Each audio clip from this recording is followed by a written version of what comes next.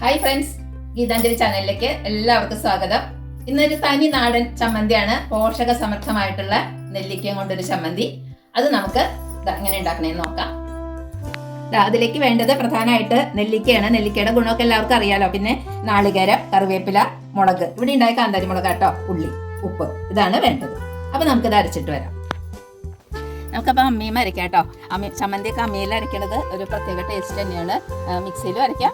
അപ്പം ഞാൻ അമ്മിയും അരയ്ക്കാം കേട്ടോ. അരയ്ക്കും.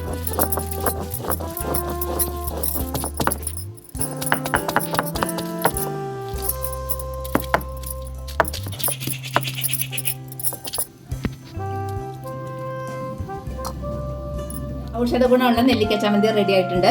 അപ്പം നമ്മുടെ മുത്തശ്ശിമാരിൽ നിന്നൊക്കെ പകർന്നു കിട്ടിയ പാരമ്പര്യമായിട്ടുള്ള ഭക്ഷണക്രമമാണ് ഞാൻ ഇടാറ്. അപ്പം നിങ്ങൾക്ക് ചാനലൊക്കെ ഇഷ്ടപ്പെടുന്ന വിശ്വസിക്കണോ? അപ്പോൾ ചാനൽ കാണുക, സബ്സ്ക്രൈബ് ചെയ്യുക, ഷെയർ ചെയ്യുക കേട്ടോ.